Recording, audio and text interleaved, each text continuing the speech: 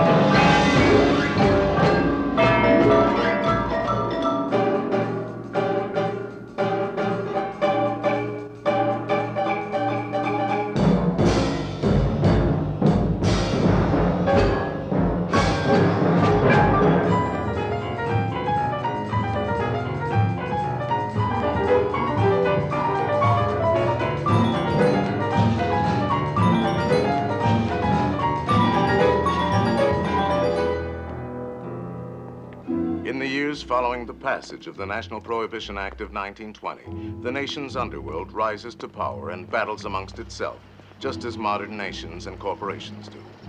Open periods of gang warfare are followed by peace treaties and attempts at consolidation and monopoly, each of which is shattered as new warfare erupts in quest of the booming bootlegging and vice profits. By 1929, the gangs of Chicago operate 21,207 speakeasies, and their gross income reaches $357 million. 618 members of the city's underworld are murdered within 9 years. Corruption extends from the mayor's office to the humblest side street speakeasy. Tell your lousy sister to keep her lousy mouth shut. Do me a favor, will you? I mean, just to give her tonsils a break.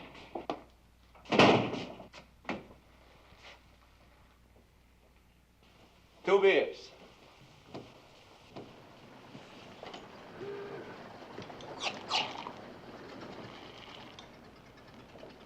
Nice place you got here. Thanks. Do a nice business, huh? Pays the rent. What are you trying to do, poison me? You don't like the beer, mister. You don't have to pay for it. Well, now, ain't you the cat's pajamas? You hear that, Jimmy? Bright Eyes here says we don't have to pay for this slop. How about it, Bud? You're drinking this stuff. Tastes terrible, don't it? Guess I'm not what you'd call much of a judge. What's the matter? Don't you know when something stinks? I guess I drunk better at that. You hear that? Even your friend don't like it. What more do you want? All right, Bright Eyes, where you getting it? A fellow named Slauson. Slauson. Only Slauson I know works for Capone. Al Capone. That wouldn't be the same Slauson, would it? Huh? I think it is. How much you move in a week? 5 barrels. 5? A swell joint like you got here? With the right kind of beer, you could double that easy. I'm gonna put 10 barrels in here tomorrow morning, cost you 55 a barrel. Look, mister, you trying to get me knocked off? I can't buck Capone. Neither can Moran. Moran? Only Moran I know drives a streetcar. That wouldn't be the same Moran, would it? My mistake. Oh, that's okay. Anybody can make a mistake. Take me. Why, I could even be wrong about your beer. Maybe it's swell, and it's just you got dirty pipes. Happens.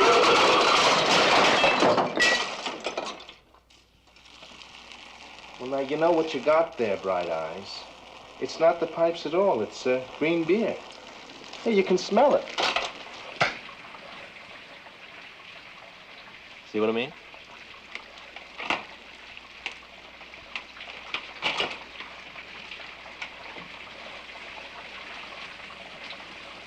Peter Gusenberg, born Chicago, Illinois, September 22nd, 1898.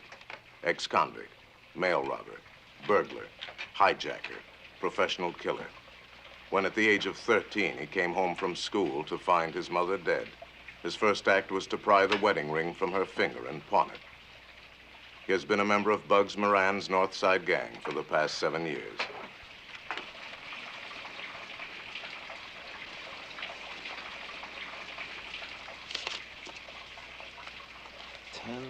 Barrels, starting tomorrow.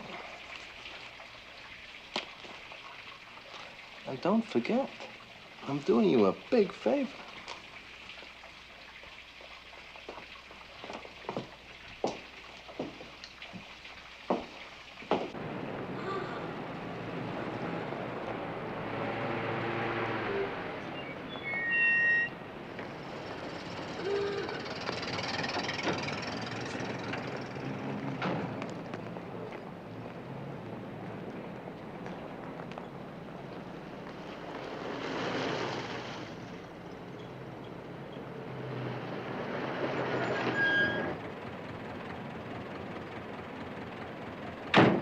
Frank Gusenberg, younger brother of Peter Gusenberg. Born Chicago, Illinois, October 11, 1902. Burglar, car thief, extortionist, professional gunman. Member of the North Side gang for the past 9 years. He is married to 2 women simultaneously, but lives with neither.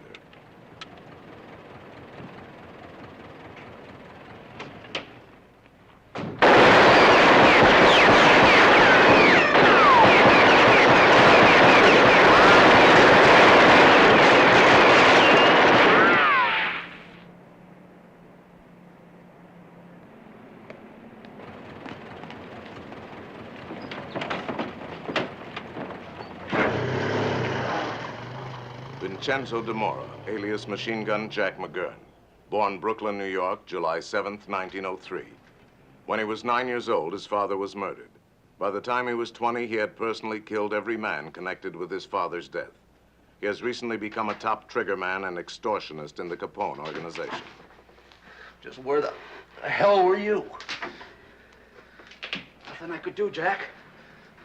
Guy came up like right out of the woodwork. First I know, the door is open and he's blasting away. Make him? Yeah. One of Moran's boys, Frank Gusenberg.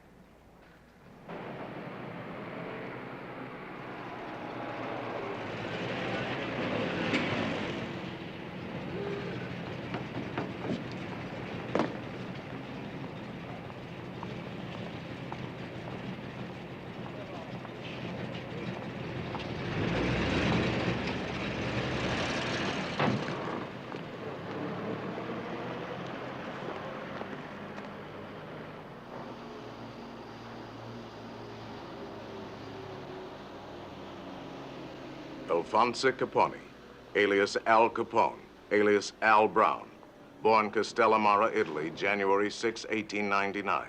No criminal record. Raised in a Brooklyn slum, he has migrated to Illinois early in 1919. Shrewd, ambitious, and utterly ruthless, Capone in 6 short years has climbed from the status of saloon bouncer to become unchallenged leader of Chicago's most powerful underworld organization. To his associates, he is the big fella.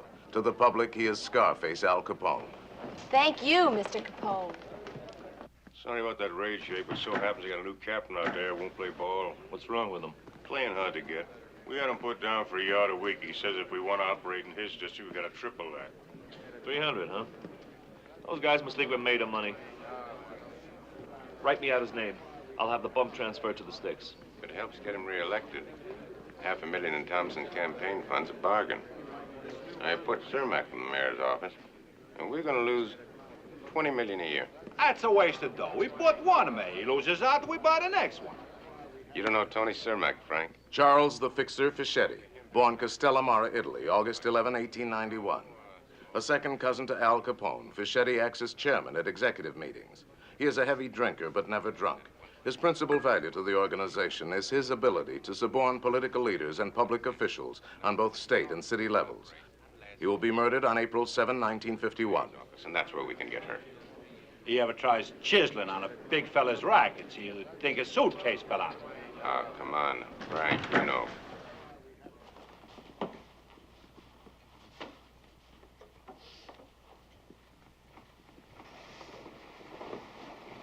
Hello, Al.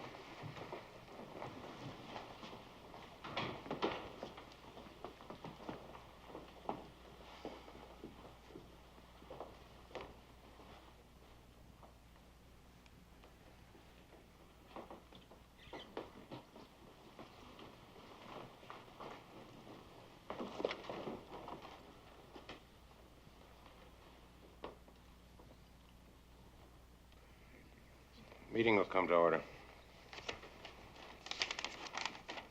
Jake, we got you down here for a report on the stockyards district. How's everything going down there? I'll read you the figures and let you tell me, okay? We took over that territory from Joe Saltis at the end of last October. And right away, things got better. For example, beer sales for the 30-day period ending December 15 are up 21.4. Jake Greasy Thumb Guzik, born Peoria, Illinois, November 9, 1894. A one-time proprietor of a string of suburban houses of prostitution, Guzik is now in charge of all bootlegging sales and distribution for the Capone Syndicate. He will die of natural causes on July 11, 1956. I've been telling you guys for months that when it comes to selling beer, that big Polak don't know his hat from third base. For Christ's sake. All I get out of you guys is talk. The rest of the time, you're strutting around with dollar cigars and your kisses like a bunch of bankers. Big shots. Well, what's wrong, Al? What's wrong? You guys just get off the boat or something? Huh? Am I the only guy around here who knows what's going on in this town?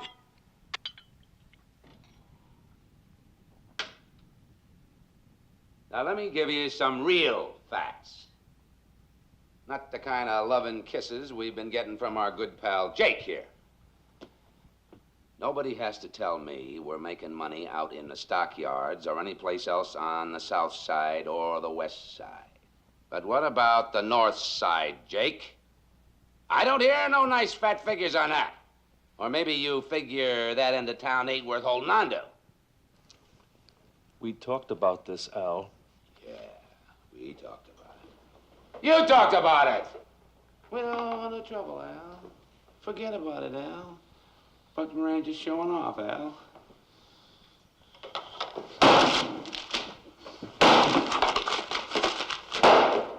That's what I think of your figures, Jake. Now you're gonna get some of my figures.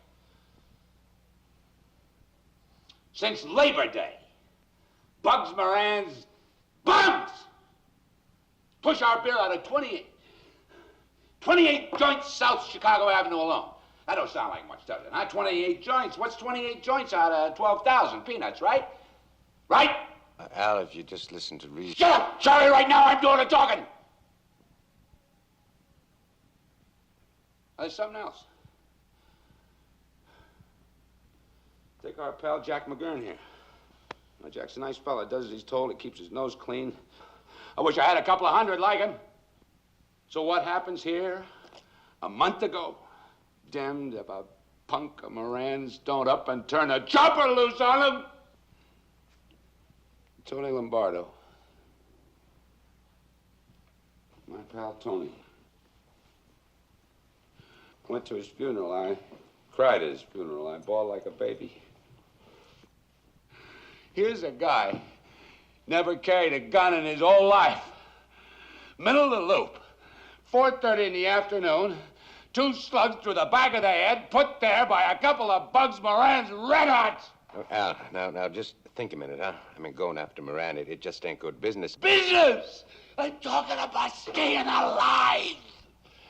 Try getting it through your cement head that what Moran's pulled so far, that's just for openers. He wants me. He wants me dead. The way D and Abanion wanted me dead. The way Jaime Weiss wanted me dead. Right down there on 22nd Street. Middle of the day. Damn if that crazy Pollock don't come looking for me with a whole army.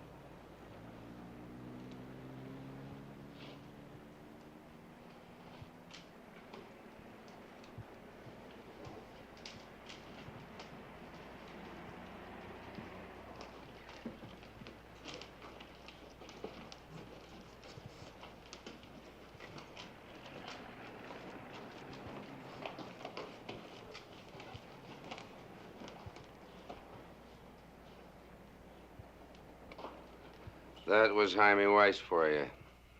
And right now, Moran's getting set to pull something just as crazy. Well, the hell with that! We're gonna get him before he gets me. I want that Irish son of a bitch hit. All right, Al. You want a Moran hit? We hit him. Of course, it's going to take a little time. And Now, wait a minute. All right, Al, you're sore, huh? Okay, nobody's saying you haven't got a right to be sore. But now, you remember... You want to argue with me, Charlie?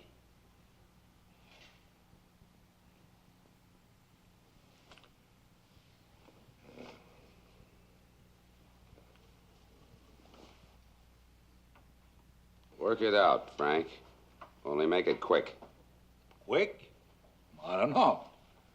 To tell the truth, Al, there's a whole lot about the guy we don't know to begin with. Francesco Nittoni, alias Frank the Enforcer Nitti, born Montedoro, Sicily, January 9, 1887.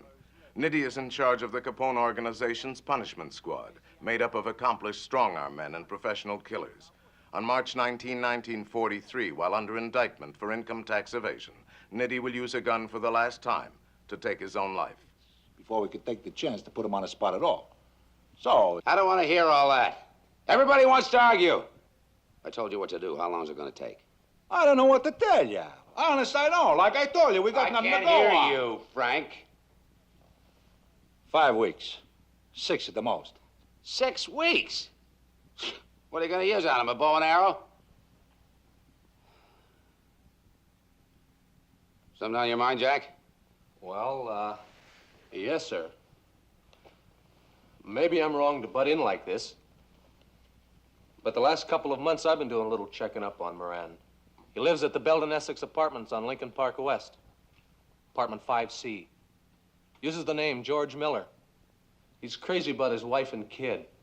He stays home most nights. Never goes anywhere without 2 torpedoes, Willie Marks and Ted Newberry, both bad guys to tangle with. If that's any help, Mr. Capone. You left something out, Jack, where he buys his DVDs.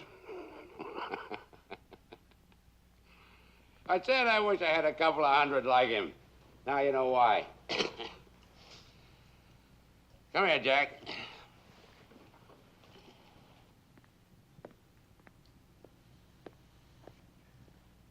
You want to know something, Jack? I like a guy who can use his head for something beside a hat rack.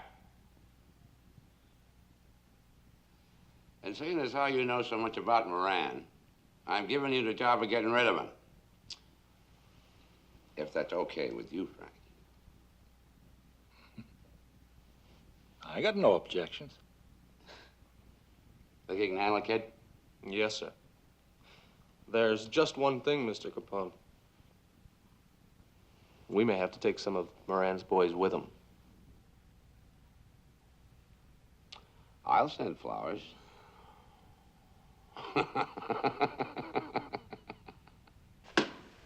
I'm not scared of a war with Capone. It's gonna be him or me. If he'd stuck to his word these past couple of years, it'd be a different story. But every deal he's made, he's broken. O'Banion thought he could deal with him. Well, Weiss did, too. Well, I don't have to tell you how they ended up.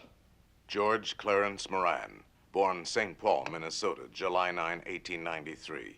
Ex-convict, burglar, horse thief, hijacker, suspected killer, present leader of Chicago's notorious and long-established North Side mob, which during the past 5 years has been almost constantly at war with the Capone organization for control of the city's bootlegging and gambling profits. During these 5 years, every previous leader of the North Side gang has been murdered by the Capone interests. Jaime shook the dirty hand of that rotten greaseball. Oh, sure. We've been giving him a lot of trouble lately. But I'm telling you here and now, that's not enough. Not when you figure what he's been doing to us. Pushing his slop in our saloons, hijacking our trucks, and sending punks like that Jack McGurn up here to snoop around. Well, that may be Jake with you guys, but not me. I say it's time we put Al Capone and his bums out of business. For good! George, with what? You can start a war with Capone, but you're not going to win it. Not when every wop in town is working for him. I know some that aren't. Joe Aiello's mob. That 5 and dime punk? Capone don't even know he's alive. Jimmy, that's no way to talk about our new partner. Hey, wait a minute. What is this, some kind of rib? Sit down, Frank. Since when do we hook up with a bunch of crummy spicks? You can count me out. Don't you pop off to me, you stupid kraut. When it comes to getting Capone, I don't care who I use.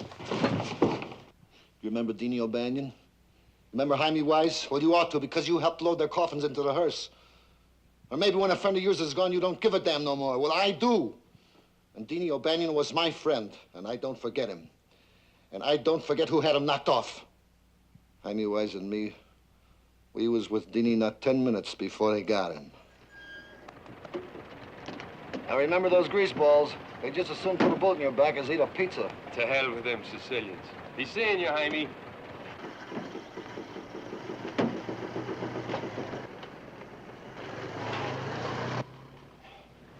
Morning, Johnny.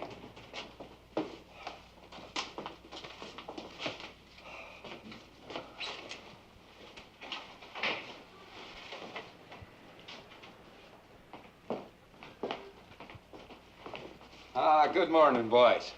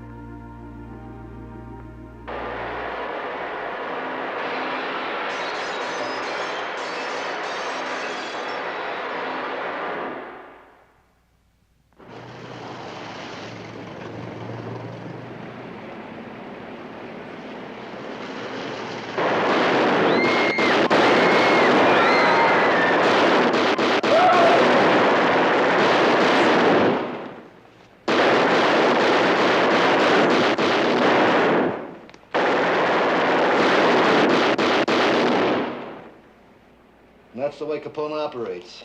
That's the murdering double-crosser who swore up and down he'd keep the hell out of the North Side. Well, I'm not waiting around for Capone to put me in no cemetery. We nail him before he nails me. All right, let's nail him and get it over with. I just say we do it without the help of a two-bit spaghetti snapper like Joe Aiello.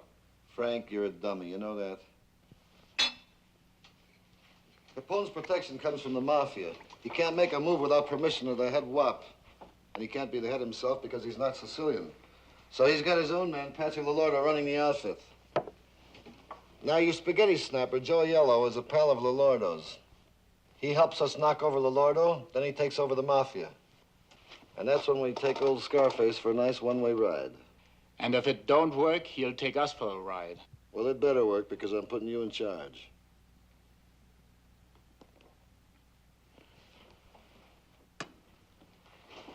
Well, I'm not saying it cannot be done, especially if Aiello gets us in there.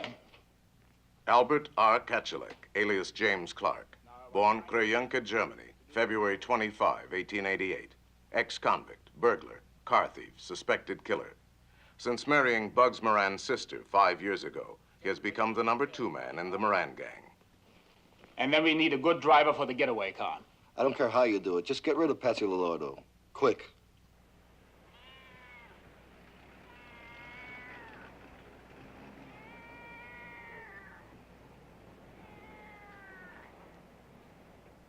I learned how to drive when I was young. John May, born Chicago, Illinois, September 28, 1897.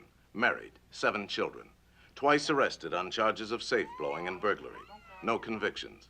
Has worked occasionally for the Moran gang as an auto mechanic. He has promised his wife he will stay out of further trouble with the law, but he is 3 months behind in the rent. I'd really like to help you out, Mr. Clark. It's just that I don't... Up to you, Johnny. You want to do us a favor, fine. If you don't, that's your lookout. Here, see? Well, I'm not really a trigger man, you see. As a matter of fact, I don't even own a gun. And if there were any shooting to start, I'd... Well, I tell the cock-out world it won't be you.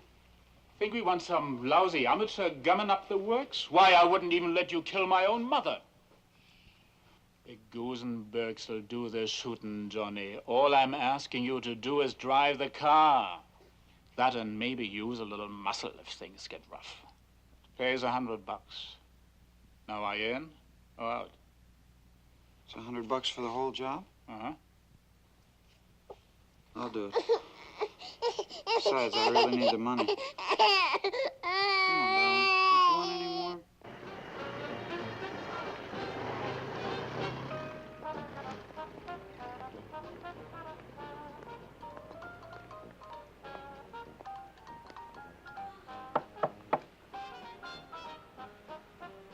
Don't you want any more?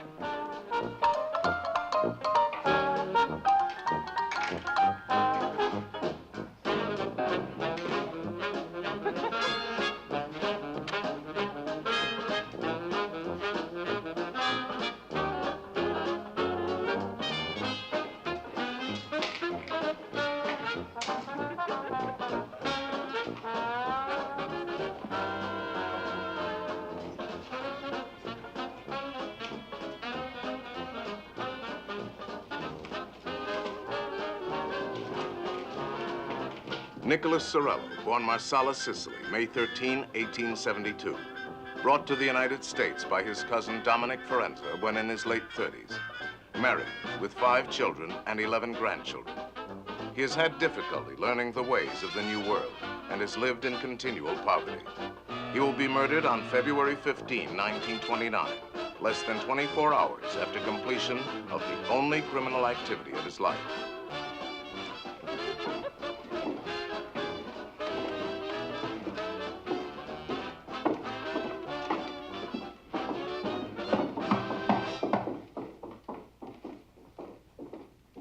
Come in. Mr. McGurn, I'm a Nick Sorello. Sit down, Nick. Want a drink? Something to eat? Thank you, no. It is kind of you to ask. Dominic Forenza says your man can be trusted. Maybe that is because my memory, it is very bad. What do you do for a living, Nick? I have the truck. Sometimes I'm selling the vegetables. Sometimes I'm in the moving business. It's very hard to get a good job when you talk with accent. Yeah. Any trouble with the cops? No. One time, yes. They tell me I'm moving the stolen goods. I say I do not know this. They take what is in my truck. They let me go. It's same thing as in our country. It's no different here. Got a job for you, Nick. Bring it off, you get paid big. $500. It honors me to serve you, Mr. McGurn. You're gonna need a couple paisani, guys that can keep their traps shut. Sometime tonight, there'll be a car left in front of your house. It'll be hot, so ditch it soon as the job's finished. Got that? Write this down. Tomorrow morning, 9 on the nose. You and your boys be on 33rd Street, half a block west of Roby. You're gonna need a gun. Gun? That is something I do not have, Mr. McGurn. Guns make trouble.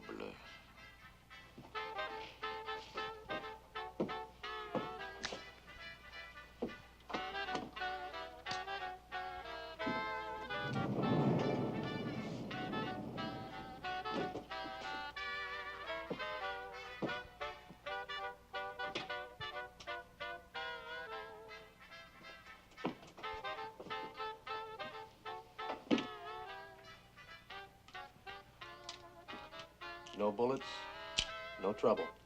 Okay?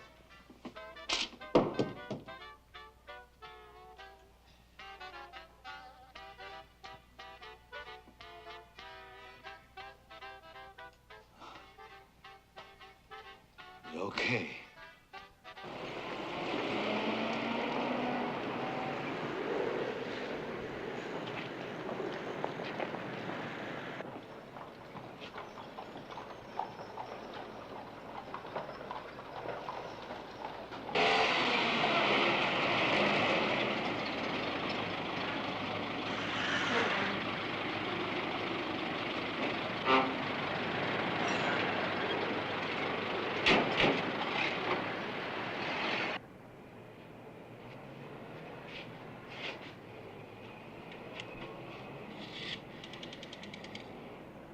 Operator.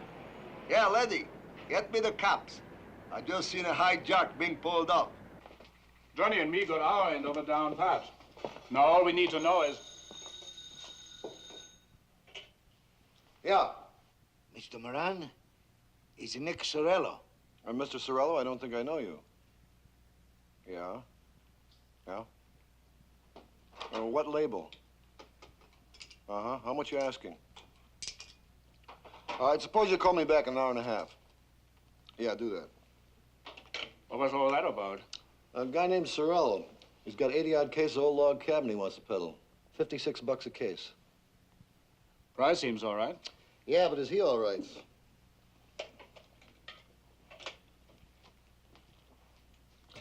Monroe, 8099, please. Lieutenant Zalacosta, please. Oh, hello, Larry. This is George. Look, Larry, a couple of things. Let me know if your boys got anything on a booze hijack last couple of days, out near the stockyards. All right. And while you're at it, see if you got a make sheet on a wop named Nick Sorello. Right. I'll call you back in about an hour, okay? Thanks, Larry. Oh, I'm sorry, Jim. What were you saying? Oh, just that we're about ready to make our move. All we need now is to make sure Lolordo's bodyguards change shifts the same time every day. I've got a couple of boys checking on that right now.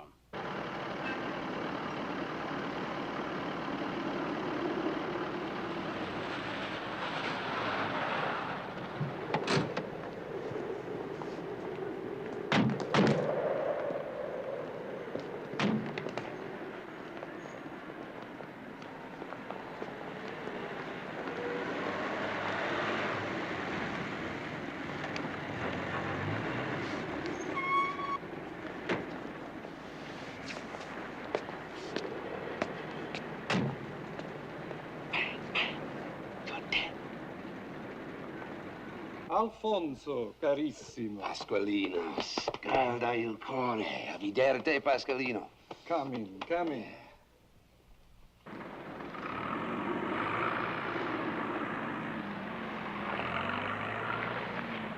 Salute e vita durevole. Altrettanto.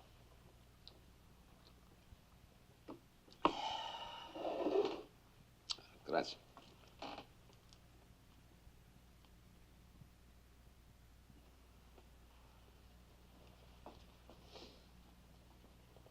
Betsy, Bugs Moran's been stepping out of line. I've told the boys to go ahead and fix his wagon. This I do not like to hear, Alfonso. Maybe if you would talk things over? Talk hell! I talked to O'Banion and he laughed at me. I talked to Weiss. I pleaded with Weiss. 3 times he tried to have me bumped off. Now, Moran is just as bullheaded. You can't talk any sense to these peasants. Every time I try it, I wind up getting shot at.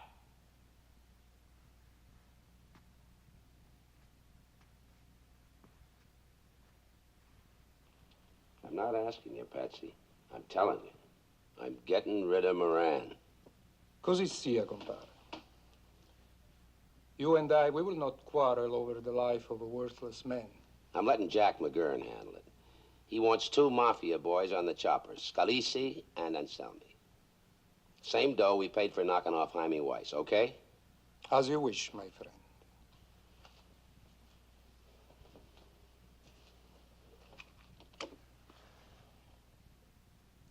Alfonso, something else troubles you, no? Yeah. Every hair thing, Patsy. You know how it is, You pick up a word here and a word there, you put them together, and pretty soon you got a picture. Maybe it's on a level and maybe it ain't. The way I get it, Joe Aiello is going to take over the mafia in this town, and they got your name on a bullet. I have nothing to fear from Aiello. Don Giuseppe and I are as brothers. We attended the university in Palermo together. We came to this country only months apart. We are both members of the Inner Council of the Brotherhood. No, Alfonso. I thank you very much for your concern for me. But what you have heard is not true. I know this.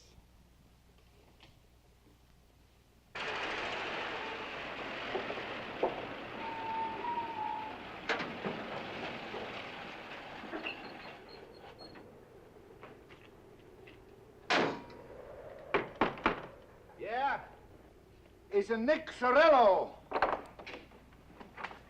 Get in here. Get you! Who else you got out there, Nick? Is it just a couple of two, my good friend? They come help me to. Get him in here. And Mario! Joe! Avanti! Come on, come on. Come on.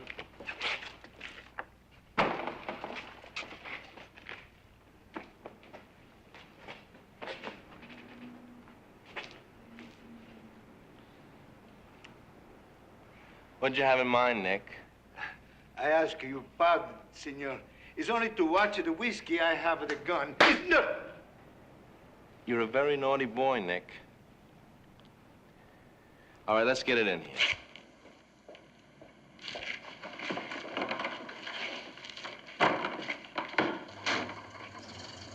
Dr. Reinhard H. Schwimmer, born Chicago, Illinois, December 1, 1896. Twice married, twice divorced. Schwimmer has no criminal record, but is one of that group of men who are fascinated by the exploits of gangsters. In the last few months, he has become acquainted with the members of the Moran organization and spends a good deal of time in their company. A licensed optometrist, he has recently abandoned his practice and is presently supported by his widowed mother.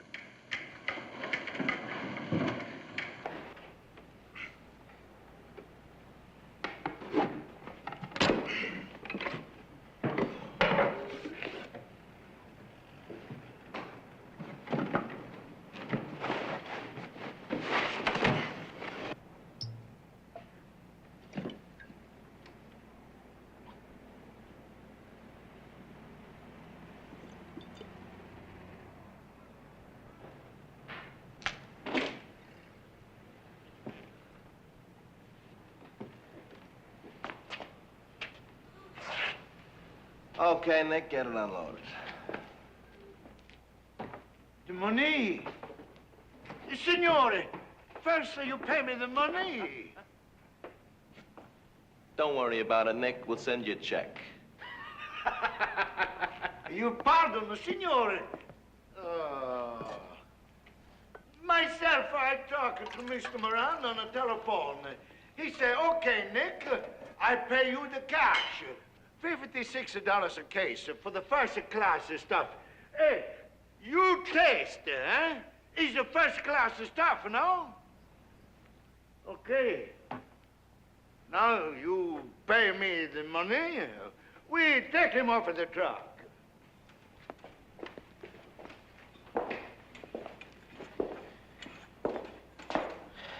Where'd you get it, Nick? Mr. Moran, he don't say that. He just to say... Little hijack job, huh, Nick? Got it off of Dingbat Alberta's boys, right? We hear these things, Nick. You don't pay the Dingbat, we don't pay you. That's fair.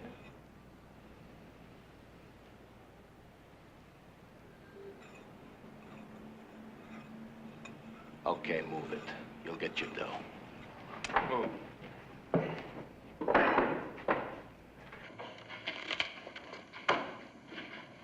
Adam Heyer, born Springfield, Illinois, June 26, 1881. Criminal record, 1 conviction for operating a confidence game. Married twice, 1 child, a son by his first wife. As a qualified accountant, Heyer acts as bookkeeper and collector for the Moran organization, as well as handling payoffs to local politicians and the police. His wife has been ill for several years, and he is careful to conceal the true nature of his business from her and from their friends. They're all here, Mr. Gusenberg. Nick?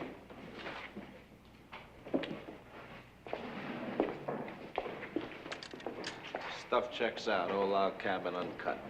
How many cases? It's 82. Myself, I counted them. Nick wouldn't lie to us. He wants to stay healthy. Ain't that right, Nick? That's 82 cases. $56 a case. That figures $4,592.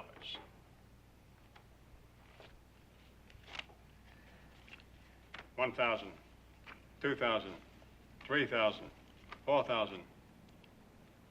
1, 2, 3, 4, 5. We'll make it even money. $4,500. $500 for handling charges, Nick. When we help unload a truck, we get paid. Check? 1,000 thanks, signore. Maybe we do it the business again some more next time. Nothing we like better than doing business with bright boys. You're my idea of a bright boy. Yeah.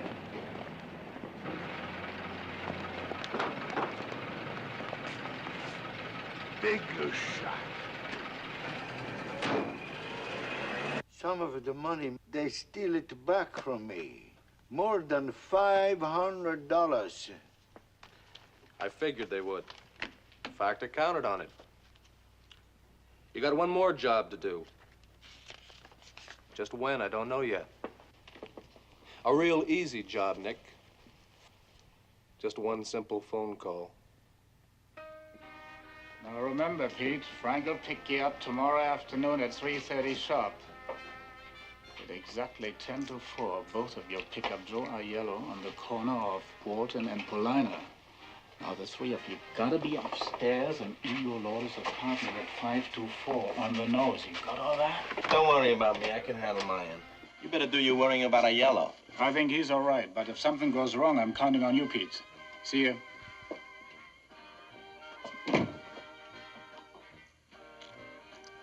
As Mr. and Mrs. Peter J. Gorman, Peter Gusenberg and an ex-showgirl named Myrtle Nelson Koppelman have occupied apartment 5C at 434 Roscoe Street for the past 7 months.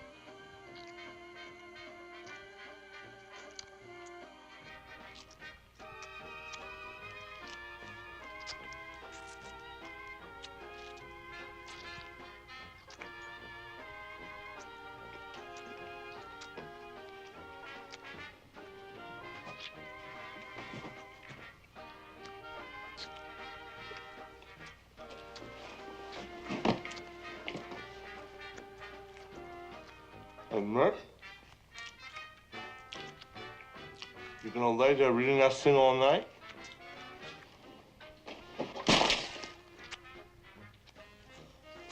You made me lose my place. Yeah? Come on over here, I'll find it for you.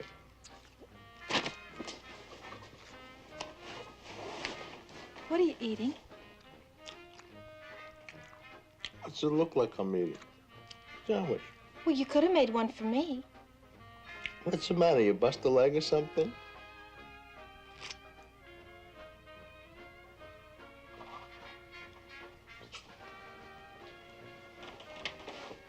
Pete, guess what? You know that coat you got me for Christmas? You told me I could exchange it because it was too big. So what? Well, I did this afternoon for a nicer one. Nicer?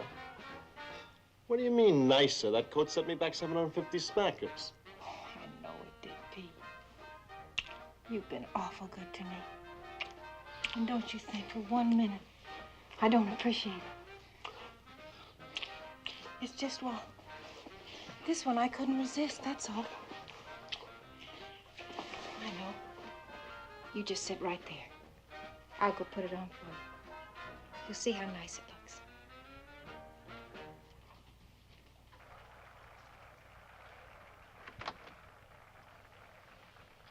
Yowza, yowza, yowza. This is Ben, Bernie, and all the lads coming to you from the College Inn of the Hotel Sherman.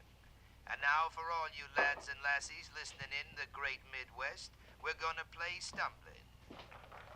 Let's stumble a bit, laddies.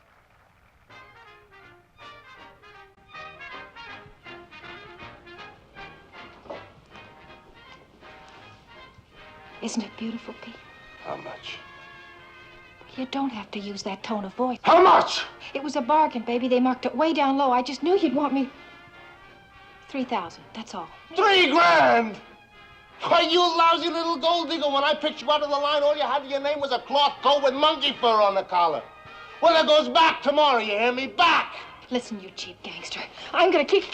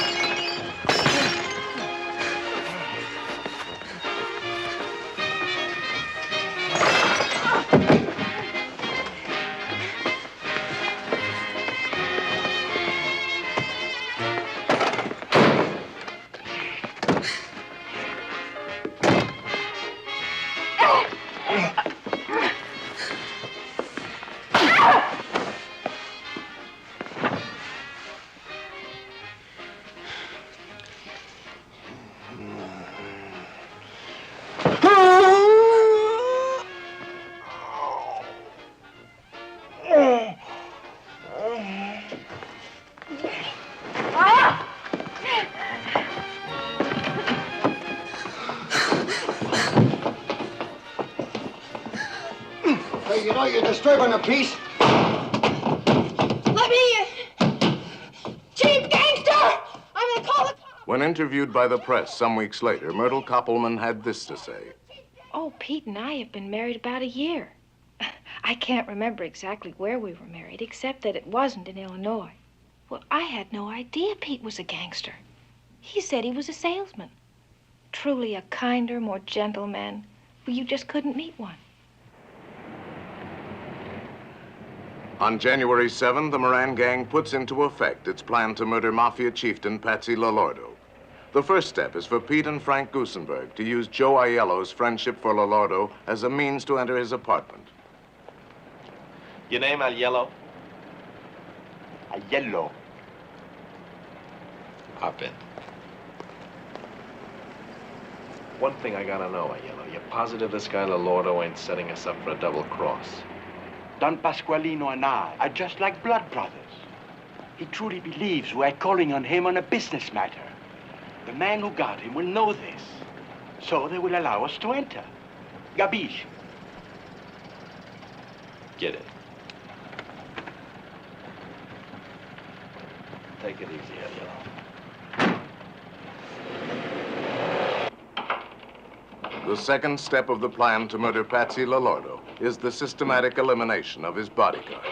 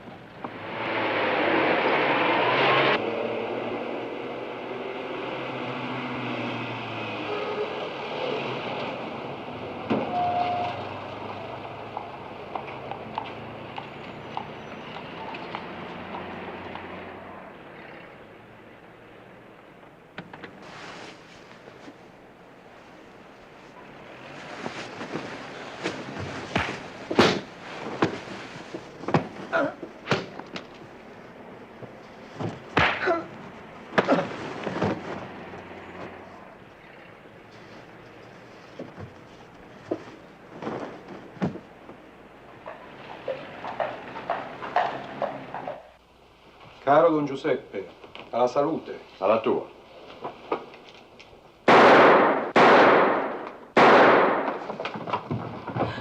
Pasqualino, che è successo? Dio mio! Mio marito è ammazzato! Aiuto! Pasqualino, rispondimi, mio bene! Mio tesoro! Perché?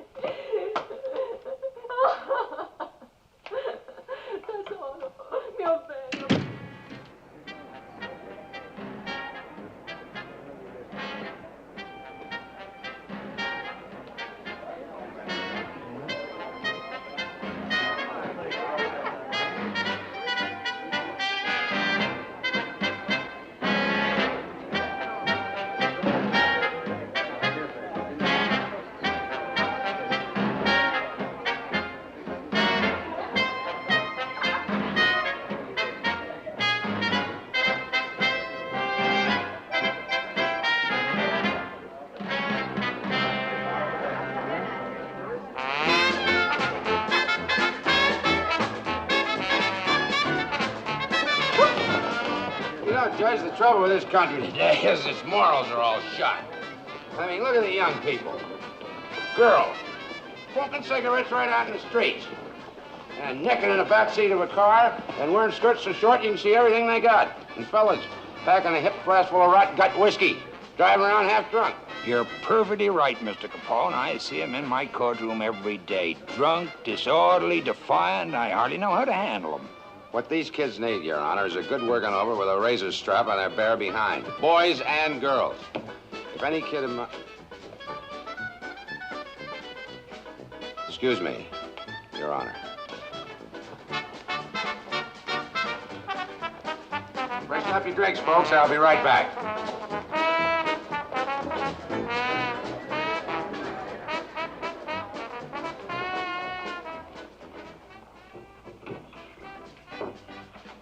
Hello? Yeah, this is Al. Who? Oh, hello, Marty. Well, what's so important? You got it.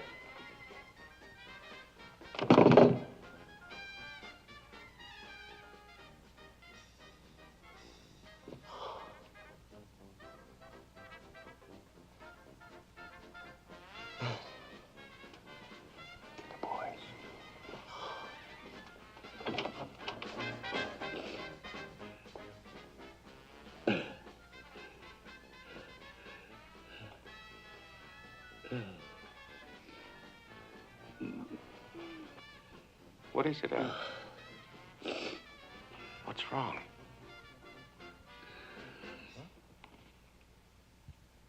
Patsy Lolordo. He's dead.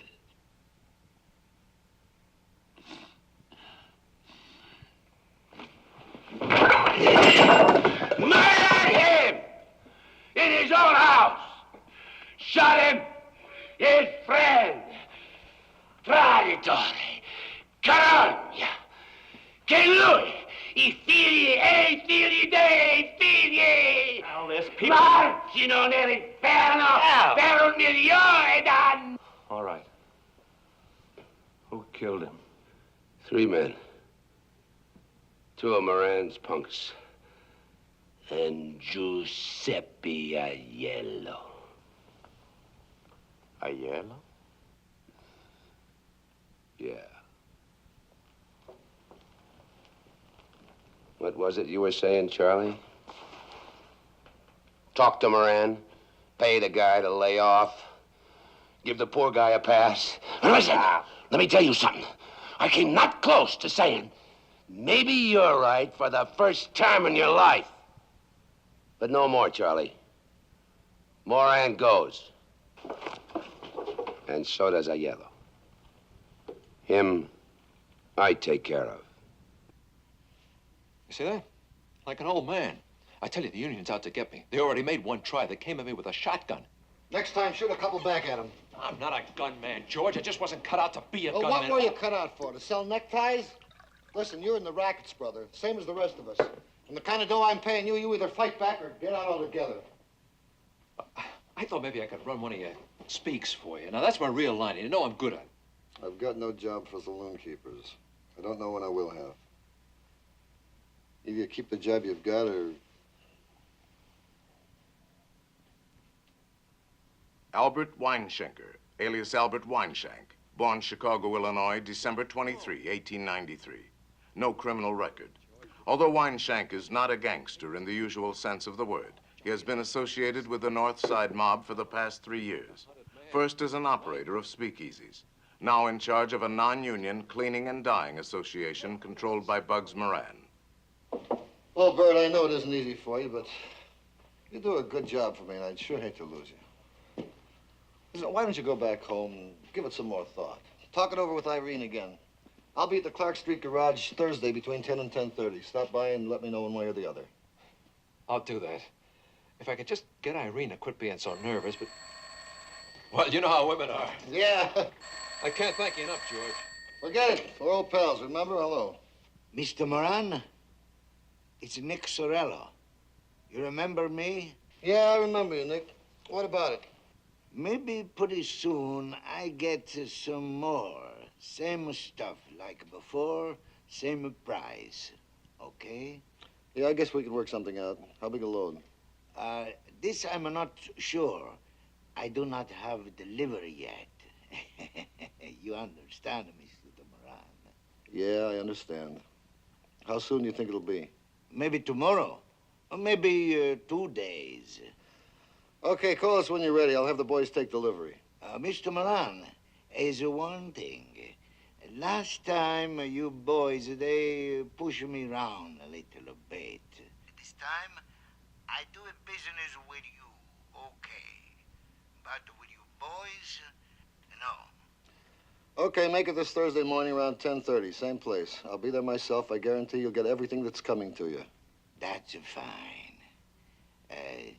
To meet with you is my pleasure. Thank you, Mr. Moran. Mr. Moran. Well, why don't you step down here? I have a beautiful little style I think you'd like. It has a hot water heater, safety glass, ventilated crankcase, the best self-starter on the market, and only 16,000 miles. A lot of pep and zing in this baby. I don't know. Used car and all. Ah, but I use LaSalle, sir. That's the big difference. I'll let you in on a little something. Belong to a Cook County commissioner. Oh. And I don't have to tell you how those boys take care of their cars. How much? $800. But for you, $750. Sold. Provided I can drive her out of here right now. Don't see why not. I'd like to finance it. Oh, cash on the line. That's okay. Yes, sir. Can't argue with cash. All I need is your name and address for the bill of sale. Oh, yeah. James Morton, 212 Hubbard Street, Los Angeles, California. 4 months in advance. Yes, sir, you betcha. I'll get you a receipt for this, Mr. James Morton. Oh, I'm pleased to meet you, Mr. Morton.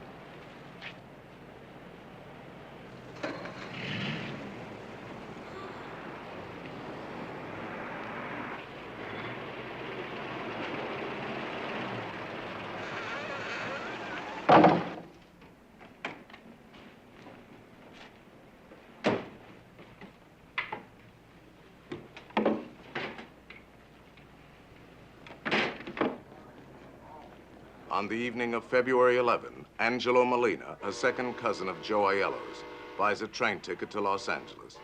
Aware that Al Capone has discovered his part in the murder of Patsy Lolordo, Aiello will use the ticket to board the train at the last minute in an effort to escape the vengeance of Capone. Who says people are getting fed up? Papers? These guys on the radio, what do they know?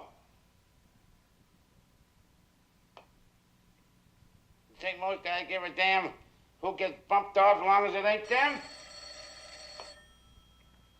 Listen, I know people. I'm making my business to know people. They get a big kick reading in the paper where some poor stiff gets taken for a ride. Hello?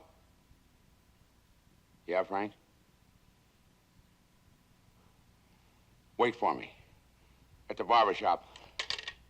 Come on, kid. Stick around, guys.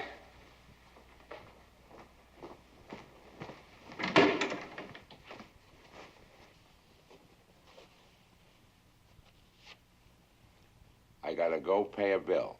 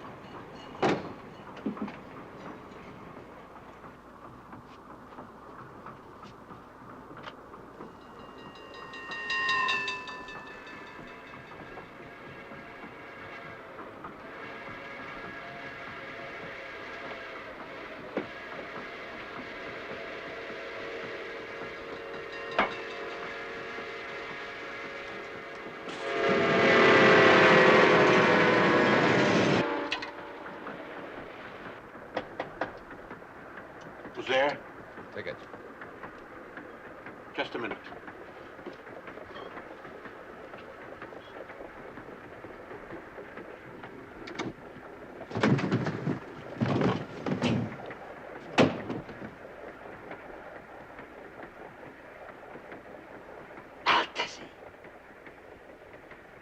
Traditore. Signor Capone, siamo due uomini, braveggiatori, ma se... Basta! Assassino. Ma se... Girate! Gira!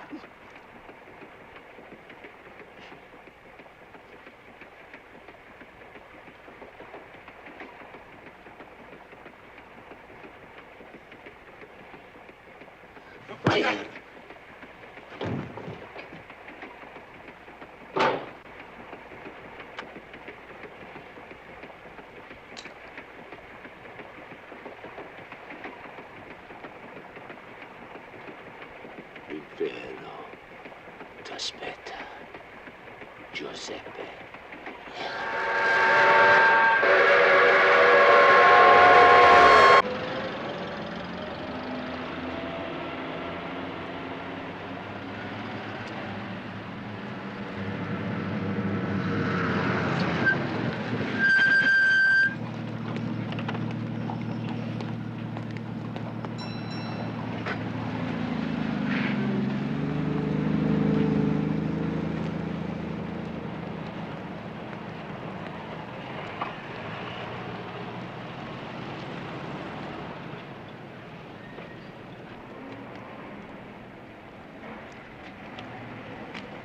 Mrs. Duty, my friend here and me, we're looking for a nice front room.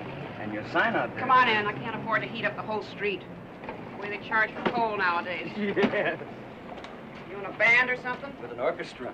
One of the cabarets over on Fullerton. The rooms are upstairs. Okay.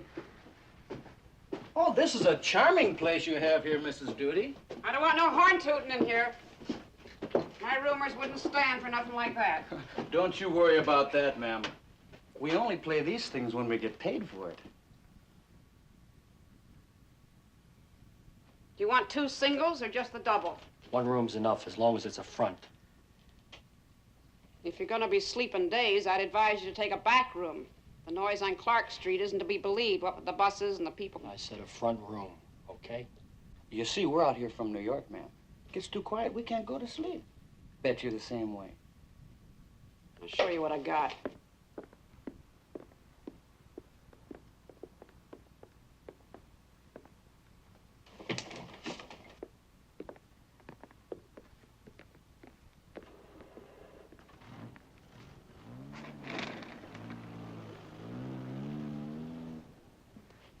Well, it's a nice room, Mrs. Duty.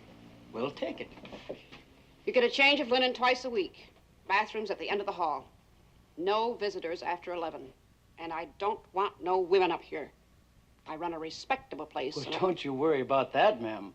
We'll move our stuff in tomorrow. How much do we owe you? Comes to $9 a week. In advance. Your receipt and an extra key will be on the hall table. What's your name? Well, he's Mr. White, and I'm Mr. Johnson. Hey, lady, what about a phone? Pay phone at the end of the hall. You better give Vic a call. Right.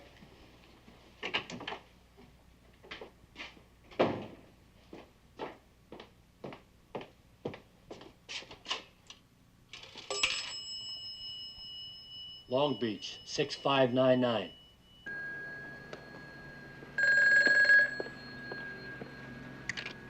Filling station, O'Mara talking. Yeah, hold on.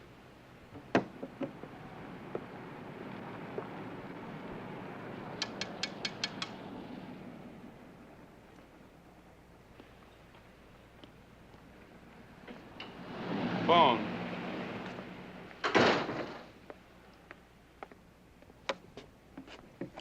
Hello. He just stepped out. Any message? I'll call him back.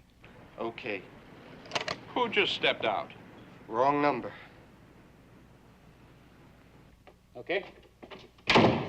Okay.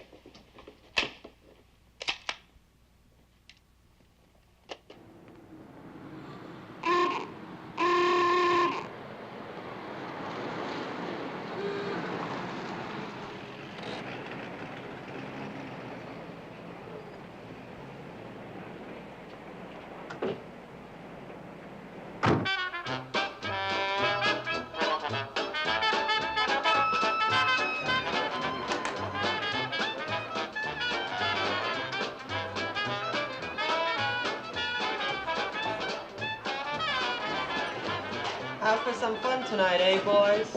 Well, you come to the right place. I've been here before, you know. Thought I recognized you. That'll be $2 a piece.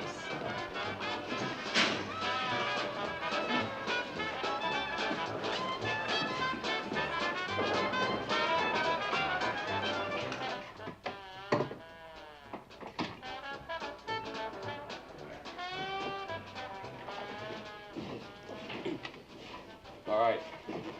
The car's in a garage behind 1723 Wood Street. Right here. Opens onto an alley running north and south. Take the alley to Bloomingdale and jog left to Wood. East on Webster to Clark, south on Clark Street about half a block, and there she is. Since you boys come from out of town, nobody in the place is going to recognize you. All you got to do is act like cops.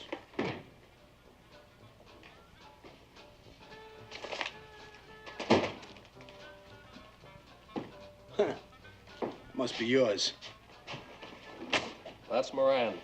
You probably won't be able to see his face from across the street, but none of his boys are built like him, so that's no problem. He wears brown clothes a lot. Suit, overcoat, hat, shoes. Albert Anselmi, born Marsala, Sicily, June 11, 1892. He is a member of the Mafia and a professional assassin, as is John Scalisi, born Castelvetrano, Sicily, January 24, 1895. In a period of less than 6 years, these two men acting together have participated in 31 murders, including those of Dian O'Banion and Earl Jaime Weiss. There's always the outside chance you'll be spotted by a legit squad car. If it happens before you get there and they try to stop you, okay. That's a rap the lawyers can beat. If it happens after you leave, you might as well start blasting. You got nothing to lose. Any questions? That's it.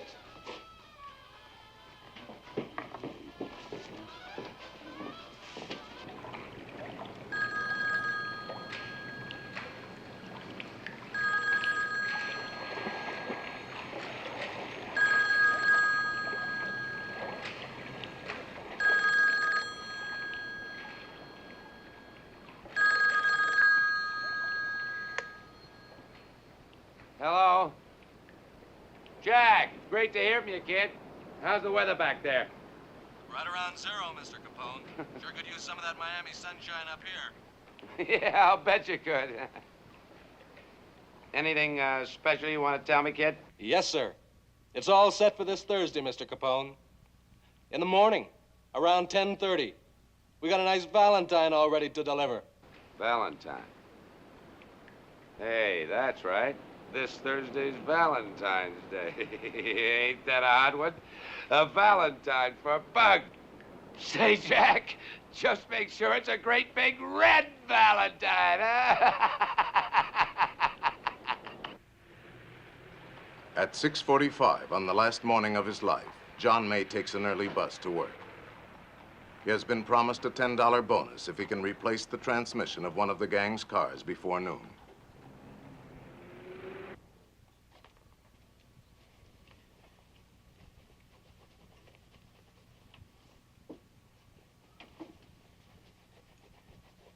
At 7:02 on the last morning of his life, Pete Gusenberg is considering ways to rid himself of Myrtle Koppelman. There are plenty more where she came from.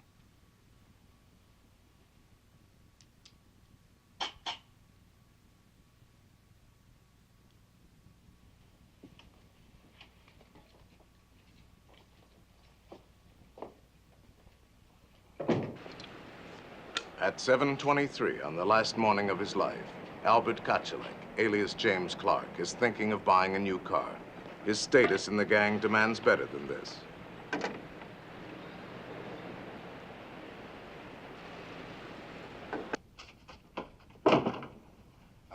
You should have woke me, Ma. I'd have had breakfast with you.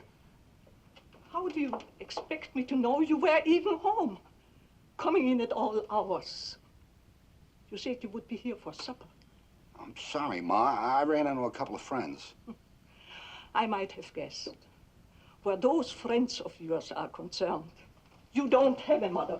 At 7:30 on the last morning of his life, Reinhard Schwimmer is in desperate need of money. I have to talk to you, Mama. It's important. Listen, Mama, I hate to tell you this, but I'm in trouble. Not with the police, Reinhard. Nothing like that. I owe some money. $300. It's got to be paid quick or I'm in a real jam. Ich verstehe dich nicht, Reinhard. A man with a fine profession doing such things. All right. If you promise to stay away from those gangsters, I'll get you the money. I will. I give you my word. Just be a good boy, Reinhard. That isn't so much to ask.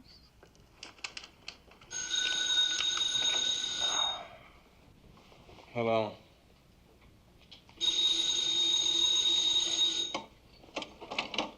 What do you want? What?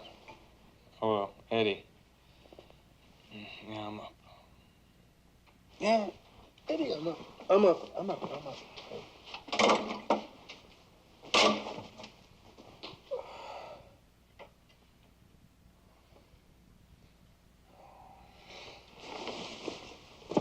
What's your hurry, honey?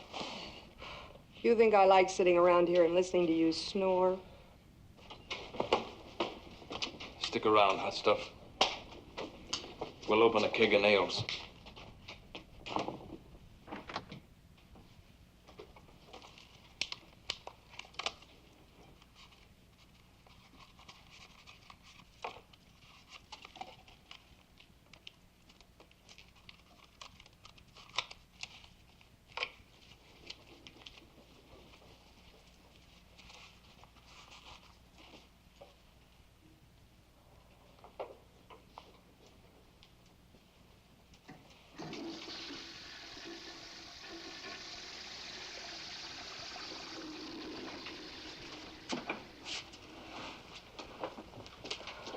Still here?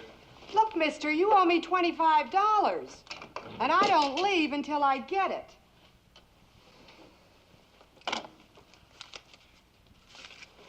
You know, with a he-man like me, you ought to pay. That'll be the day. Well, thanks, lover. See you around. At 7:41 on the last morning of his life, Frank Gusenberg is wondering if he shouldn't go back to one of his wives. Can I fix you some breakfast, dear?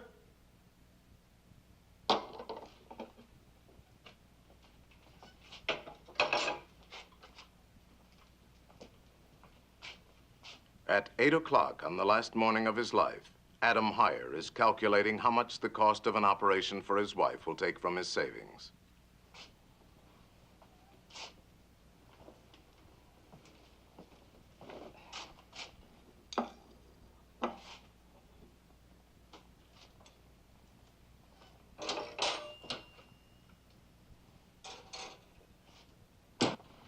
Tell him, Bert. You won't back down, promise me.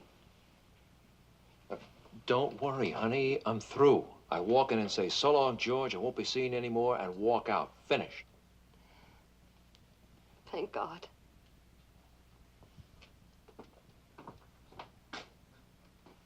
I'll call you after lunch, around 1:30. At 8:15 on the last morning of his life, Albert Weinshank has decided that his safety and his peace of mind are more important than $20,000 a year.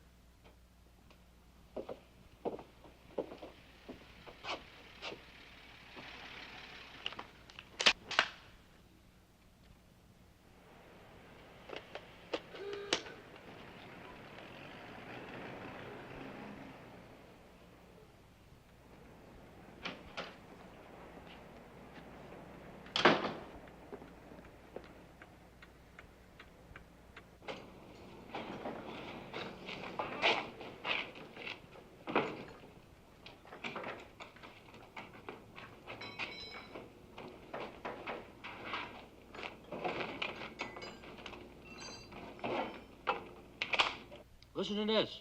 Only $600. 4-cylinder floating power.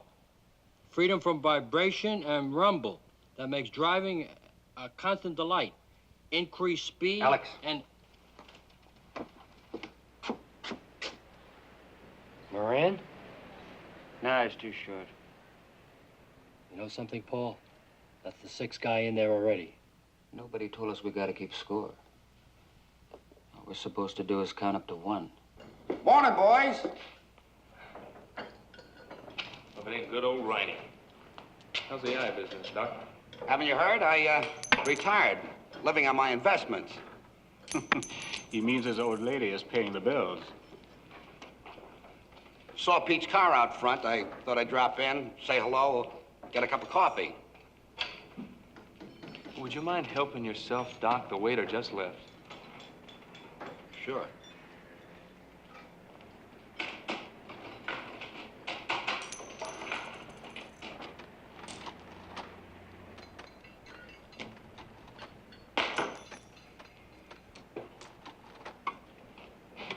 How's it going, Pete?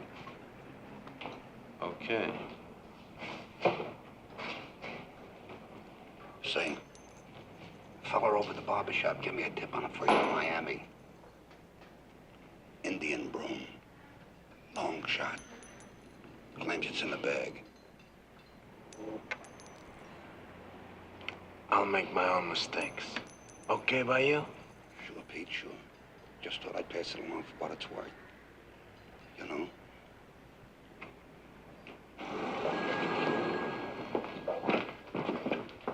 How's the weather out?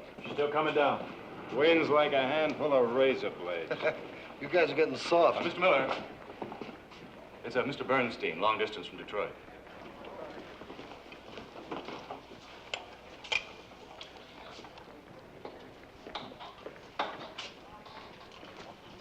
Yeah, George.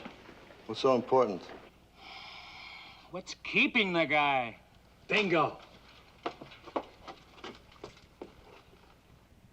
Right height, right build, even the right clothes. That's our baby. I can let him have it right now. Ixnay, pal. We'll let him have it if he comes out the door. Go call Vic. Go on.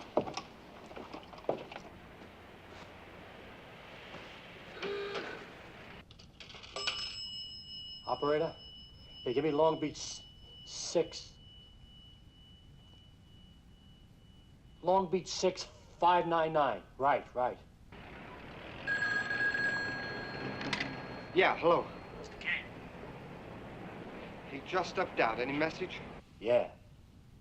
Tell him his shirts is ready. Okay.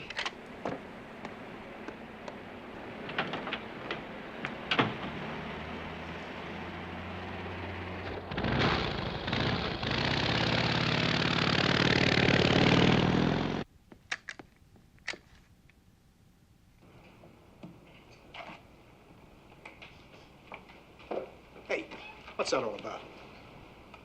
Garlic. In case the bullets don't kill you, you die of the blood poison.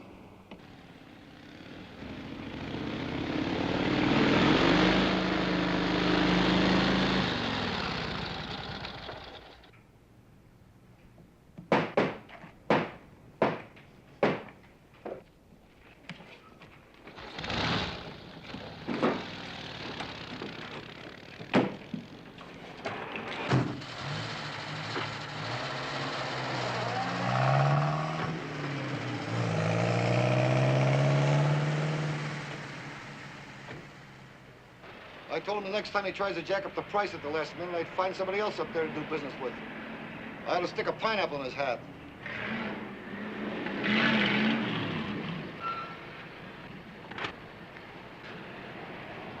Lousy cops. They sure picked a swell time to get nosy. Hell of a note if Sorella shows up with the booze with them still in there.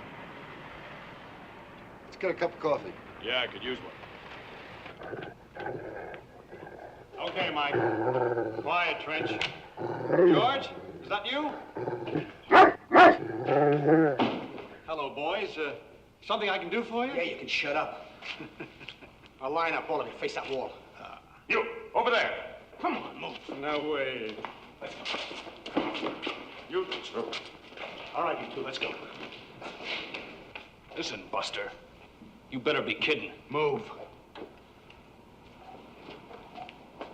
Lousy flat feet. Wait till you hear about this downtown. Move! Hey! You! You on the car! Let's go. Let's go. Officer, I'm just a mechanic here. Let's go. All I do is work on the automobiles. I don't know Move, what to do with these people. Come on. Move! Hands on the wall. Lean on it!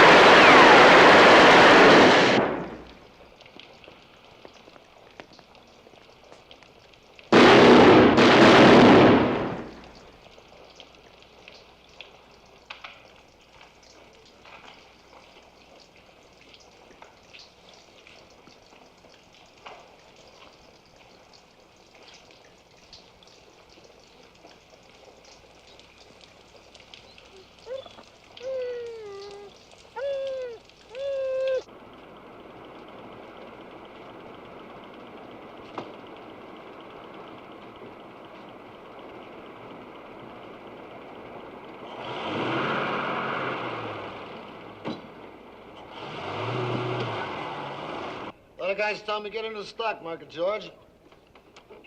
Pull up a few grand, and inside of you, you'll be a rich man. I say, what the hell? I'm already a rich man. And besides,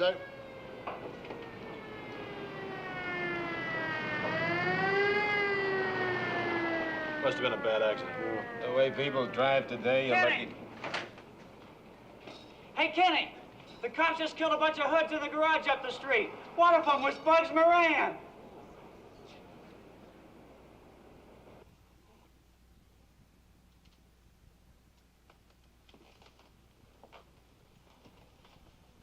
Frank? Can you hear me, Frank?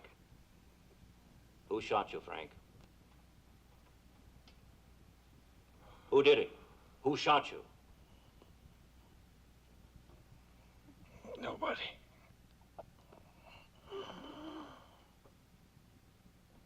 Nobody shot me. Your brother's dead. They're all dead. Come on, who did it?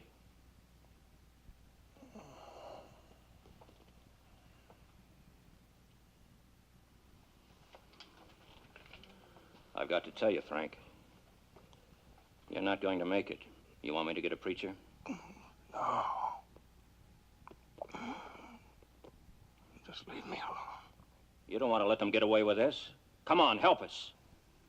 It's cold. It's awful cold. Fix this thing, will you?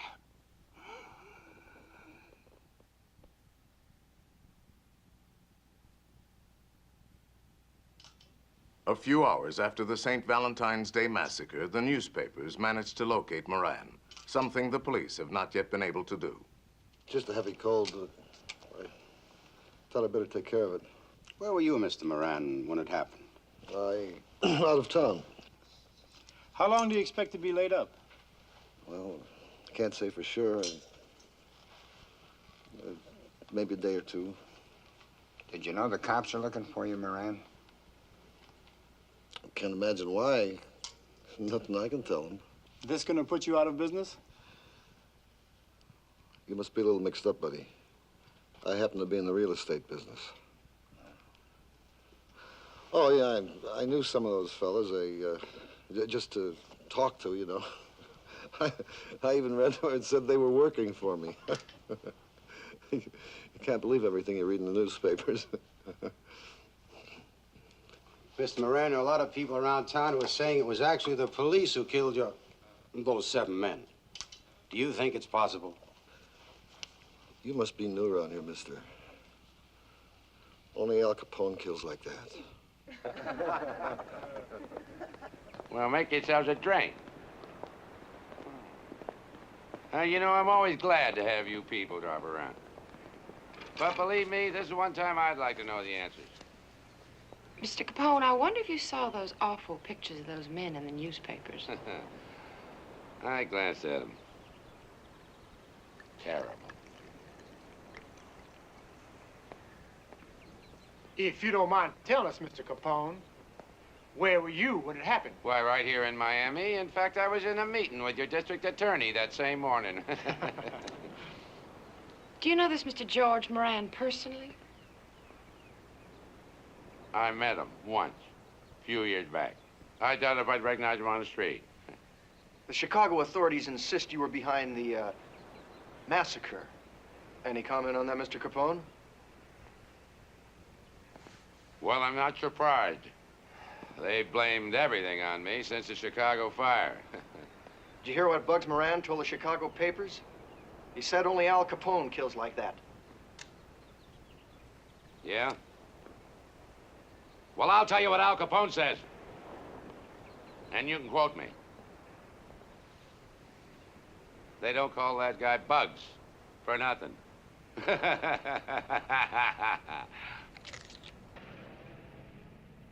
Public indignation at the St. Valentine's Day Massacre brings to a halt the most notorious era of open gang warfare in American history.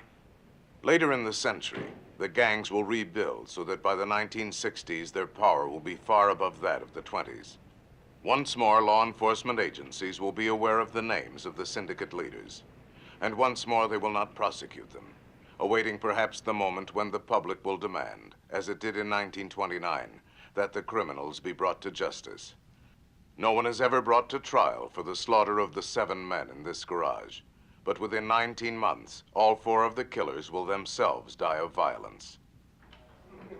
On the evening of May 7, 1929, John Scalise and Albert Anselmi are invited to a banquet at the mansion of Al Capone, unaware that he has discovered their plot to murder him and take over his empire.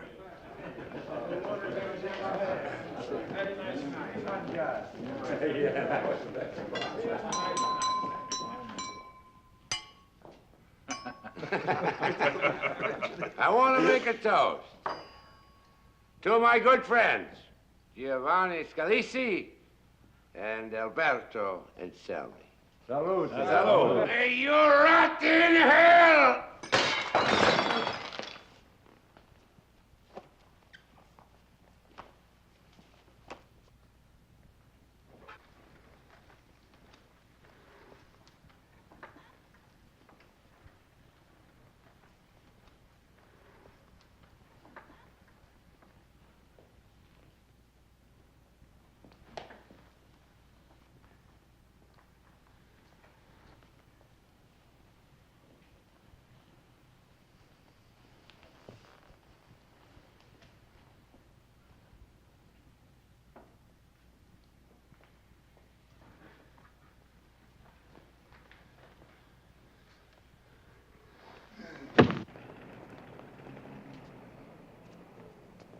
Of the 2 supposed police officers involved in the massacre, Boris Chapman is shot to death on January 5, 1930, while attempting to rob a St. Louis jewelry store. The body of Adolf Muller is found in a pond 12 miles south of Joplin, Missouri on September 8, 1930.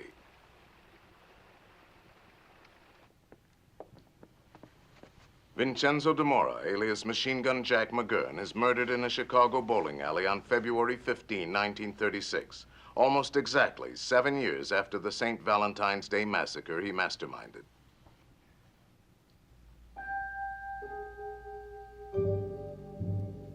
George Clarence Moran disappears from Chicago soon after the mass murder of his followers. While serving a 10-year sentence for bank robbery in the federal penitentiary in Leavenworth, Kansas, he dies of lung cancer on February 25, 1957. Alphonse Capone, while he is never tried for complicity in the St. Valentine's Day massacre, his role as the man behind it goes unquestioned. 3 months later, he is in prison, and more than half of the remaining 18 years of his life are spent in federal penitentiaries. On January 25, 1947, Alphonse Capone, his mind gone, his body ravaged by syphilis, dies in his sleep. On February 4, his body is interred in the family plot in the Chicago cemetery.